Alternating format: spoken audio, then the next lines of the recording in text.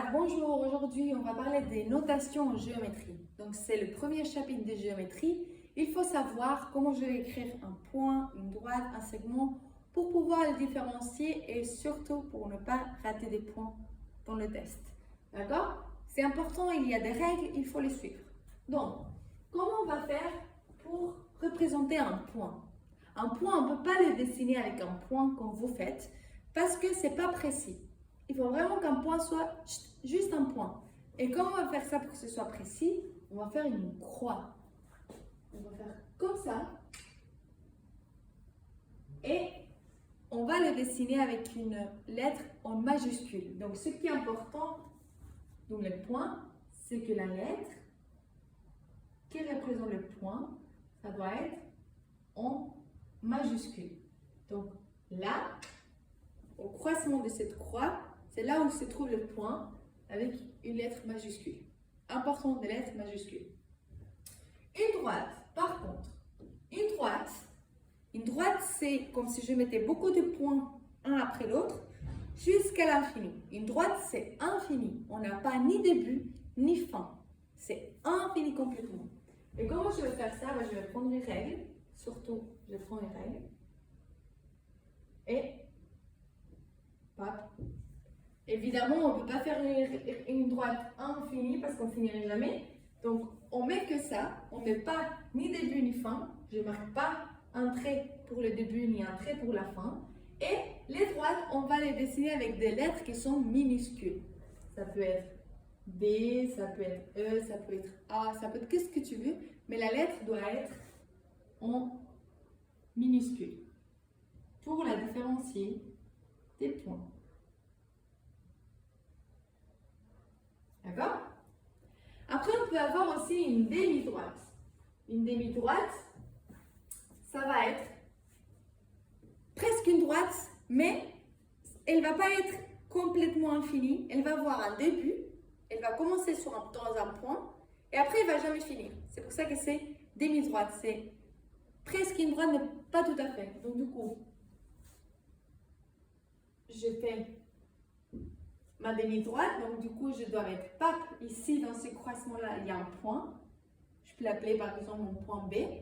Rappelez-vous, les points, c'est en majuscule et il n'a pas de fin. Donc, je le laisse comme ça. D'accord? C'est ma demi-droite.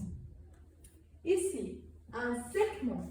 Un segment, c'est comme si je coupais un morceau de droite où il y a un début et il y a aussi la fin. Donc, je vais prendre la règle de nouveau pour faire ici un petit segment, comme ça. Hop.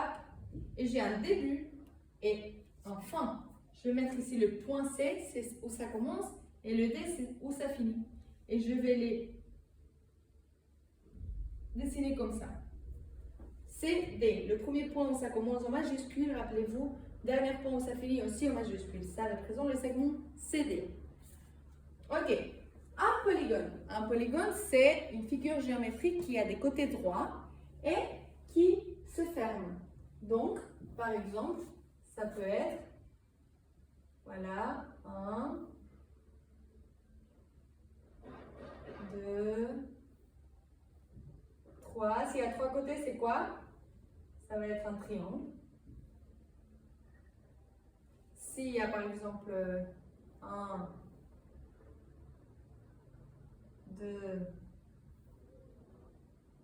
3 et 4, ça va être quoi? Un quadrilatère, etc. D'accord?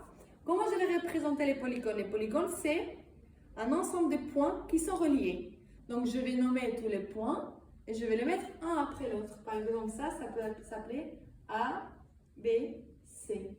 Donc, ce triangle-là, ça s'appelle le triangle ABC. Tout court. Et ici, je peux les appeler par exemple G, H, I, J. Chaque point, je le mets avec des lettres majuscules, rappelez-vous.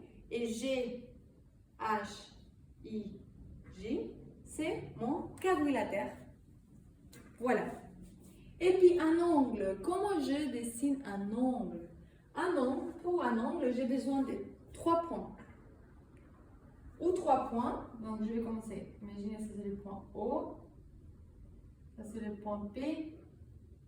Ça, c'est le point Q. On est d'accord que si on relie ce point avec ce point et ce point avec ce point, un peu mieux relié. Voilà. J'ai deux demi-droites qui vont faire un angle ici. J'ai deux façons d'appeler les angles. Je peux les appeler avec des nombres grecs, des lettres grecques, par exemple alpha ou bêta ou gamma. Je peux choisir des lettres grecques ou bien je vais copier les trois points et je dois laisser au milieu là où il y a l'angle qui se forme. Donc le O, je le mets au milieu et après à côté, je mets le P, je mets le Q et puis pour représenter que c'est un angle, il faut que je mette un capuchon. Ça, c'est l'angle POQ. Et pour le cercle, ce dernier, j'ai besoin d'un centre où je vais piquer mon compas et je vais tracer mon cercle.